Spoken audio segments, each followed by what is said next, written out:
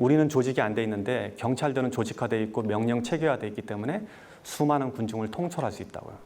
그러니까 일정하게 들어오는 돈은 조직화된 돈이라고 봐야 돼요. 그래서 그 돈은 다른 돈들을 이겨요. 더 큰 돈, 목돈 2천만 원, 3천만 원 들어오는 거 아무 의미 없어. 매달 100만 원, 200만 원 버는 게 아주 무섭고 중요한 돈인 걸 알아야 돼요. 고생해서 번 돈은 공짜 돈보다 힘이 세다. 이거는 좀 이해하기가 쉬운데 돈은 같은 100만 원이라도 혹은 같은 1000만 원이라도 그 숫자는 가치는 지금 현재 보여지는 가치는 동일하더라도 그 돈이 벌어진 과정에 따라서 그 돈의 무게가 틀려져요. 여러분들이 고생해서 벌은 돈은 돈의 가치가 무게가 100kg라 그러면 누가 준 돈은 1kg도 안 되는 거예요. 그래서 가볍게 날아가요. 이치를 아시겠죠? 그런 돈은 그냥 흩어져 버려요. 복권에 당첨됐다든지 갑자기 사업을 해서 돈을 벌었다든지 혹은 누가 줬다든지 유산으로 받았다든지 땅값이 갑자기 올라서 떼부자가 됐다든지 이런 사람들의 돈은 같은 1억이라도 내가 벌어서 꾸준히 모아서 적금 들어서 벌은 돈 1억하고는 전혀 다른 가치를 갖고 있는 거예요. 그래서 고생해서 번 돈은 공짜임보다 그 힘 자체가 그리고 그 중력 자체가 전혀 다른 역할을 하고 있어요. 사실 성공이라는 거는 한 사람의 성공은 그 이면에 굉장히 많은 사람의 슬픔과 고생을 바닥에 두고 있어요. 돈은 몰려다니기 때문에. 그래서 성공한 사람들이 하는 실수가 뭐냐면 지금 이런 거를 잘 지키지 않는 게 보통 성공한 사람들이 흔히 하는 실수예요. 제가 성공이 근본적으로 많은 슬픔과 불행을 깔고 있다는 얘기는 뭐냐면 그 깔은 자체가 마치 가시처럼 이렇게 앉아 있거든요. 그래서 그 가시를 다독이지 않으면 결국 가시는 내 몸을 찔러서 돈을 많이 벌어도 다시 돈을 흩어지게 만드는 힘을 갖는다고요. 그래서 이런 원리들을 이해해야지 우리가 돈을 모으고 관리하고 유지하고 더 확장해 나갈 수 있는 거예요. 그래서 여러분들은 성공하고 나면 혹은 성공하기 전에 이 원리를 이해해야 돼요. 이 원리를 이해하지 못하는 많은 창업가들, 사업가들 혹은 젊은 친구들이 사업에 나가서 많은 돈을 벌었을 때 불과 몇 년 만에 혹은 순식간에 다시 바닥으로 내려앉는 것은 당연한 이치예요. 남의 돈을 대하는 태도가 내 돈을 대하는 인격의 근본이다. 친구들끼리 회비를 모았는데 회비를 모아서 어떤 일을 할 때는 내가 평소에 하는 소비보다 더 아까워지 않고 소비를 한다면 이거는 남의 돈을 대하는 태도가 옳지 않음으로 인해서 결국 내 돈을 대하는 태도를 무시한다는 걸 이야기할 수 있어요. 내가 살 때는 내 돈을 쓸 때는 친구의 저녁 자리에서 내가 돈을 낼 때는 사이다 하나 더 주문하는 거, 술 한 병 더 주문하는 게 신경이 쓰이는데 친구가 저녁 산다고 그럴 때는 고기 2판 시키고 뭐 소주 시키고 막 시키잖아요. 그렇게 만약에 대한다면 그 사람은 남의 돈을 대하는 태도가 옳지 않다는 거예요. 결국 그거는 자기 자신이 갖고 있는 돈을 대하는 태도와 동일해져요. 그래서 이런 사람들은 돈에 존중을 못 받게 되는 거예요. 그래서 공공물품이라든지 여러분들이 어디 나가서 세금으로 어떻게 마련한 뭐 시설물, 형태, 서비스 이런 것조차도 이게 공공자산이면 결국 그 안에 내 돈도 있고 남의 돈도 있잖아요. 남의 돈을 존중하는 태도가 자신의 돈을 존중하는 태도와 동일해져요.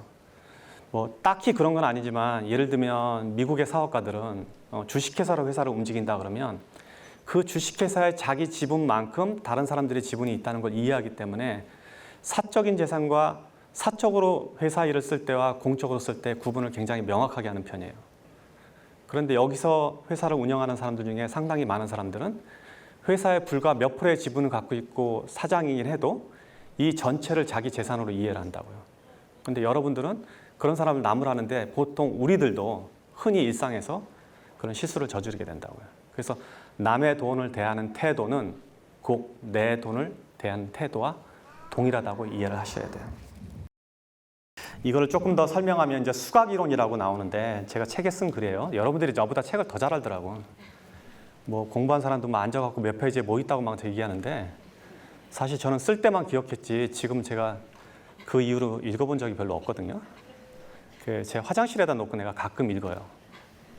그리고 또는 여러분들이 쓴 글 중에 누가 옮겨놓은 거 보면 야 이거 글 잘 썼다 그러고 알고 보면 내 글이더라고. 그래서 여러분들이 더 이해를 잘할 텐데 이제 수각 이론을 조금 설명할게요. 수각이라는 건 뭐냐면 이 사람이 부자가 되는 과정을 제가 유추해서 설명한 글이에요. 책에 너무 잘 나와서 내가 책을 더 오히려 더 왜곡할 수도 있을 것 같아서 지금 겁이 나는데 수각이 크다는 건 수각이라는 거는 물을 받는 돌이거든요. 절에 가면 많이 있어요. 물이 그 안에 흘러 들어오면 그 흘러 들어오는 물을 모았다가 일부를 내보내고 계속 모을 수 있게 하는 구조인데 우리가 저런 돈의 철학을 잘 이해하지 못하면 수각 자체가 없어져요. 그러니까 그 돌 그릇 안에 그릇 자체가 작아져서 돈이 모아지지 않는 형태를 말해요. 그래서 돈에 대한 이해를 저렇게 명확하게 하면 수각이 크기 때문에 항상 돈이 들어오고 항상 큰 돈이 내 안에 남아있단 말이에요. 이 가치를 유지할 수 있는 게 바로 지금 제가 말한 몇 가지 원리예요. 지금 이렇게 돈에 대해서 이야기를 하면 여러분들은 어떻게 그럼 현실적으로 물어볼 거예요. 어떻게 돈을 벌어야 될까라고 고민해보죠. 돈에 대해서 질문을 해봐요. 한번. 여러분들이 갖고 있는 고민을 한번 얘기해 봅시다. 내가 이거를 바탕으로 한번 설명을 해볼게요. 구체적으로. 네, 얘기해봐요. 제가 수학이론 말씀하신 거에 너무 많은 영감을 얻어서 굉장히 그냥 회장님 자료를 많이 보려고 노력했었어요. 근데 저 스스로 제 수학이 너무 작았던 거예요. 근데 그 키우는 과정이 지금 있는데 제가 벌어서 저는 식구들이랑 많이 같이 공부하고 있어요. 가족을 부양하는 거예요 지금? 부양... 일부 책임을 지고 있는 거예요? 책임이 어느 정도 일부가 있는데 이걸 많이 느끼기에는 제가 계속 일해오면 발전이 없을 것 같아요. 근데 결정을 하는 마음이 맞는 건지 계속 이렇게 나누는 게 맞는 건지에 대한 고민이 요즘 들어요. 돈이라는 거는 그게 모여지려면 그 모여진 것 자체가 이렇게 모여지려면 일정한 규모가 이루어져야 돼요. 회사도 마찬가지예요. 회사가 막 초기 성장하는데 회사가 좀 크니까 미리 사회적 기업을 만드는 사장들이 있어요. 막 직원들한테 월급을 막 굉장히 업계보다 훨씬 더 주고 막 차 사주고 혹은 뭐 배당 주고 이러는 사람들이 있어요. 국가도 그렇게 하는 경우 있습니다. 그렇지만 지금 현재 이런 상황을 유추해서 보면 내가 자본을 모아서 이 자본이 다른 자본을 끌어들이기 전까지는 모으는 게 더 현명한 일이에요.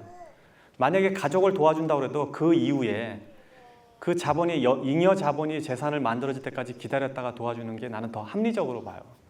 그래서 모든 군주들이 나라를 크게 일으킬 때는 옛날에 이렇게 봅시다. 삼국지 시대에 하나의 장수가 왕이 되는 과정에서 전쟁을 통해서 재산을 모아갈 거예요. 이 재산을 모으는데 계속 나눠줬다 그러면 국가를 형성할 수가 없어요. 회사도 마찬가지거든요.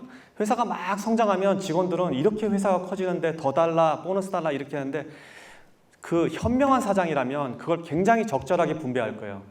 유보금과 지금 나눠주는 돈을 잘 조정해서 이 회사가 앞으로 어떤 일이 벌어질까를 예측해서 인수합병에 들어갈 수도 있고 아니면은 지속 성장하기 위해서 필요한 어떤 시설, 도구, R&D 이런 시설들이 필요하는데 그냥 나오는 대로 다 없애버리면, 즉 모아놓지 않으면 그 힘을 가질 수가 없어요. 근데 집안도 마찬가지예요. 그래서 본인이 만약에 책임감을 느끼는 것 자체는 되게 좋은 일이고 현명한 일인데 책임감을 나중에 지세요. 모아서 나중에 가족들은 가족들을 살 수 있으면 놔둬도 되게 괜찮아요. 굶어 죽는다면 내가 이 얘기 못 하는데 그런 게 아니라면 모아서 나중에 도와주는 게 더 현명해요. 제가 만약에 재산을 버는 과정 중에서 저분대로 했더라면 우리 가족들이 지금 혜택을 못 받았을 거예요. 그래서 저는 모아뒀다가 하는 게 더 맞다고 봐요. 제가 사회 초년생이거든요. 그래서 회사에서 돈을 받으면 일정 부분 적금을 넣고 나머지는 저를 위해서 쓰는데 소비는 줄이려면 줄일 수 있는데 저를 위한 투자라든가 저의 가치를 올리는 것들을 쓰다 보면은 좀 되게 많이 썼다 싶기도 하고. 그런 거에 소비를 하다 보면 돈을 못 모으는 것 같은 느낌이 되게 강해지더라고요. 어느 정도 모았다는 느낌이 들면 그런 데에 써버리고 이런 게 반복돼서 어느 정도 비율에 맞춰서 돈을 써야 할지 그 네. 부분에서 조금 질문드리고 싶습니다. 예, 앉아도 돼요. 지금 얘가 말은 되게 이쁘게 했는데 나는 경험에 돈을 쓰는 건 괜찮다고 봐요. 무언가를 사는 거는 조심해야 되는데 경험은 괜찮아요. 그럼 이제 여기서 경험 그러면 이 경험을 어떻게 해석하느냐가 틀려요. 내가 좋은 음식을 먹는 것도 경험 그러면 그건 경험으로 들어가. 그러니까 본인이 경험이라고 우기는 게 진짜 경험인지를 한번 점검해야 돼요. 상당히 경험이 아니고 자기의 가치를 존중한 자기의 가치를 내보이는 어떤 거에 돈을 쓸 수도 있어요. 내가 말하는 경험은 뭐냐면 이 경험이 나를 더 고양시킬 수 있는가 이거. 책값 이런 거 쓰는 거 괜찮아요. 자, 소비 수준이라는 거는 내가 사는 거는 내가 어떤 소비를 한다 그러면 이게 내가 필요한 건가 아니면 그냥 필요한 것이 아니고 그냥 욕구인가를 구분해야 돼요. 특히 자산이 모아지기 전까지는. 저는 이걸 어떻게 계산하냐면 월급 생활자들은 예를 들면 여러분들의 소득보다 반인 사람이 쓰는 것과 똑같이 한다 그러면 맞을 것 같아요. 보통 사업가들은 내가 25%만 쓰라거든요. 만약에 내가 어느 사업에 한 100억 정도의 단계에 있는 어떤 동료들의 사업가가 쓰는 생활 소비 수준이 있다면 나는 그보다 25%에 맞춰서 사는 게 맞아요. 그렇게 유지해 가는 거거든요. 지금처럼 저렇게 월급 생활자인데 그러니까 지금 아까 자본이 일정하게 모여서 이 자본이 다른 자본을 만들 때까지 여러분들이 언제 일을 그만둘 수 있는지 알아요? 월급 생활자들은? 여러분의 월급이 만약에 200만 원이라면 한 달에 200만 원 정도 돈이 나오는 어떤 구조까지 갈 때는 돈을 모아야 돼. 그럼 200만 원 정도 나오는 부동산을 사려면 부동산이 얼마일까? 계산해 본 적 있어요? 한 4억짜리? 5억짜리? 오피스 콘도 혹은 건물 이런 거 사면 약 200만 원 될 거예요. 그러니까 그때까지는 돈을 모아야 돼. 그러면 나는 평생 일 안 해도 되는 거지. 아니면 그 반만쯤 모으면 반만 일해도 되는 거고. 그렇게 돈을 모아는 거예요. 그리고 월급 생활자가 5억을 어떻게 만들어? 아까 말한 대로. 5억 만들려면 처음 만들어야 되니까 1억 먼저 만들어야 되고 1억 만들려면 1,000만 원 먼저 만들어서 그렇게 씨앗처럼 모아서 거기까지 가야 돼. 그거 가는 거 생각보다 빠른 거 아니에요. 해보면. 막상 해보면 별거 아니에요. 왜냐하면 자본 자체는 자본이 자본을 불러들이기 때문에 동률은 늘어나기 때문에 가능해진단 말이에요. 그러고 나서 200만 원 정도, 300만 원 정도의 월세가 나올 정도 되면 그 정도의 소비 수준만 유지하면 평생 일 안 해도 되는 거잖아요. 그 구조로 가는 거예요. 전부 다. 부자라는 거는. 그걸 이해하지 못하면 계속 똑같은 생활을 하는 거죠. 그래서 처음에 그렇게 하면 안 돼. 처음에 되게 잘 모아야 돼. 악착같이 모아야 돼. 돈을 정말 많이 버는 사람들을 보면은 그런 기업들은 대부분 투자를 또 많이 받았고 제가 지금 지내고 있는 사무실에도 워낙 투자받은 그런 스타트업 기업들이 많다 보니까 한편으로는 부러운데 그거를 못하고 있는 건 아닌가라는 생각이 들어서 사실 이건 케바케로 케이스 바이 케이스로 1대1 상담을 받아낼 수 있는 문제이기도 하지만 이 투자에 대한 장단점의 이런 점들이 어떤 사업에 대한 업종에 따라 갈리는 건지 아니면 대표의 역량 또는 경험 아니면 그 사업의 시점에 따라서 투자에 대한 장단점에 대해서 고민을 해야 되는 건지 참 이건 가장 고민이 돼서 그러니까 투자를 받는 이유는 뭐냐면요. 흔히 두 가지로 나눠요. 지금 회사가 급격하게 성장하는 게 보이는데 자본이 모자란 경우에 그래서 자본이 투입되면 순식간에 회사를 할 수 있는 경우가 투자가 되고 혹은 내 자본을 가지고 안 하려는 사람들은 투자를 받아요. 그 둘 중에 하나라도 해당이 된다면 그러니까 그 둘 중에 해당이 된다면 투자를 받아야 되는 거예요. 나는 내 돈 갖고 장사하고 싶지는 않아. 내 돈은 놔두고 남의 돈으로 사업할래. 그런 마음이 있다면 투자 받아야 돼요. 혹은 내가 이게 너무 아이디어가 좋아서 빨리 돈을 가지고 이거를 확장해야 되겠다. 순식간에 막 한국 전체에다 뿌려야 되겠다. 이런 경우 투자 받아야 돼요. 왜냐하면 자본을 모으는 데까지 시간이 걸리니까. 근데 그 두 예가 아니라면 나는 투자는 절대 받지 말라고 얘기해요. 아까 말한 대로 켈리처럼 자기 결정권이 흔들리면서 속도가 떨어질 수도 있고 저 역시도 마찬가지로 내가 만약에 투자를 받았다면 이렇게 빨리 의사결정을 하면서 회사를 키울 수 없었을 거예요. 그래서 나는 가능하면 창업자들이 투자를 받는 거는 나중에 그 과정에 가거나 상장할 때 얘기해요. 너무 여러분들은 투자를 쉽게 얘기하고 그리고 거기에 이제 이거는 지금 이 시간에 다 얘기할 수 없어서 내가 이건 사장아 수업 때 얘기를 하는데 투자라는 건 투자를 해주는 사람과 투자를 받는 사람이 투자에 대한 일정한 정도의 교육 수준이 있어야 돼요. 그걸 바라보는 시각이 똑같지가 않으면 투자 자체는 항상 싸움이 되거나 소송이 되거나 회사가 뺏기게 돼요. 그래서 여러분들한테 좋은 일이 별로 없어요. 그래서 투자는 투자를 하는 사람이 투자를 받는 사람이 투자에 대한 동일한 이해 개념이 생길 때까지 공부가 끝난 사람들끼리 해요. 예를 들면 저한테 투자를 해달라고 오는 사람들이 꽤 있는데 젊은 친구들도 많고 그래서 제가 물어봐요. 네 회사가 그러면은 가치가 얼마야? 잘 모르겠는데요. 그냥 5억만 저한테 주시면 제가 그럼 내 지분이 얼마냐고 도대체. 그러면은 이게 무슨 얘기인 줄 알아요?